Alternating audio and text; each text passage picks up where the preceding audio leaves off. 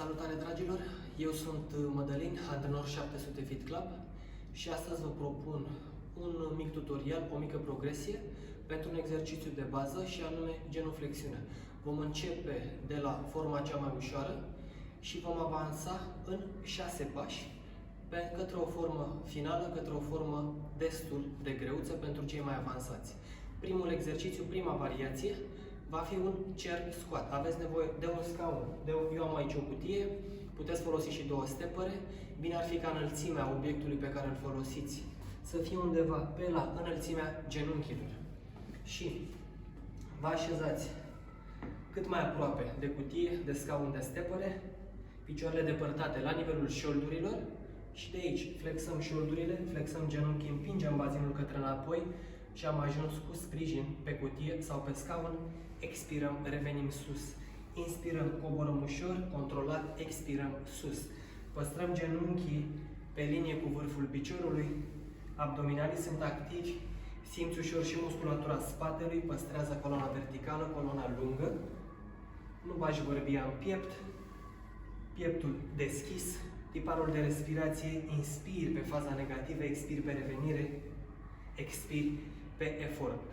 După ce reușești să faci 3 seturi, deci minimum 15 repetări din această variație, poți merge mai departe și progresia va fi următoarea. O genuflexiune standard pe care o știe toată lumea, picioarele depărtate la nivelul bazinului, putem extinde brațele către înainte, inspirăm, flexăm genunchii, flexăm șoldurile, coborâm coapsele aproape paralele cu solul, expirăm și revenim sus. Inspir, cobor, te ajuți de brațe pentru echilibru, pentru stabilizare. Stabilizează bine și genunchii, astfel încât să-i păstrezi perfect aliniați cu vârful piciorului. Simte musculatura coapselor, simte abdominalii cum stabilizează trunchiul, simte musculatura spatelui cum stabilizează coloana. Ai reușit și aici 3 seturi, 15 repetări minimum, trecem mai departe.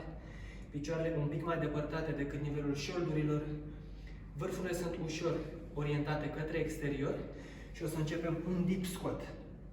Flexezi șoldurile cât mai mult, flexezi genunchii complet, lasă genunchii să se ducă ușor în exterior pentru a-i păstra pe linie cu vârful piciorului. Ajungând aici jos, poți să oprești un pic, să blochezi un pic brațele aici în interiorul coapselor și să deschizi un pic șoldurile, să deschizi un pic genunchii către exterior. Inspiri pe coborâre, expiri pe revenire. Începi să te duci cât de jos poți la început și în timp, dacă ești constant, dacă ești perseverent în ceea ce faci, vei putea ajunge jos complet cu fesierii cât mai aproape de călcâie. Ai reușit și aici 3 seturi de minimum 15 repetări. Mergi mai departe și voi prezenta acum un pull squat. Aducem șoldurile la nivelul genunchilor și de aici pulsăm câțiva centimetri sus-jos. Fără să te grăbești, păstrând genunchii aliniați cu vârful piciorului, păstrând pieptul deschis, umerii sunt jos, departe de urechi, gâtul este lung, simte abdominalii, simte musculatura spatelui și încerci să menții aici un minimum de 30 de secunde. Dacă ai ajuns la 3 seturi de minimum 30 de secunde, mergi mai departe către un jump squat. Iar aici, picioarele depărtate la nivelul șoldurilor, să pregătești mișcarea, inspiri, vii cu brațele către înainte, expiri, sus te desprinzi și ai grijă mare la aterizare.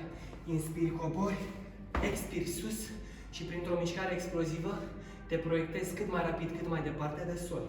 Incobori, expiri sus aici. Ai înțeles mișcarea, ai înțeles cum să atenuezi un pic șocul, mergi mai departe și poți să legi repetările între ele.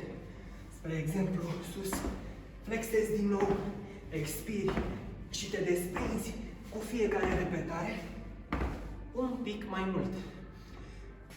Aceasta a fost a 5-a progresie. Ne-a mai rămas încă una. Vom avea un jump squat cu o întoarcere la 180 de grade. Voi crea un pic de spațiu. Și mișcarea de start este aceeași ca la jump squat, doar că pe săritură, pe expir, rotești tot trunchiul și ajungi cu privirea în direcția opusă mișcării de start. Atenuezi bine șocul, te ajuți și de brațe pentru a roti trunchiul cât mai bine, să efectuezi o întoarcere completă, totală. Cam astea au fost cele 6 variații. Începe treptat de la cel mai ușor și apoi poți să progresezi în timp, cât mai sigur, fără să te accidentezi. Ascultă-ți corpul, lasă-i timp să se adapteze.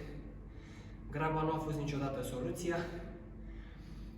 Eu vă mulțumesc pentru atenție și ne revedem la următorul tutorial sau la următorul antrenament.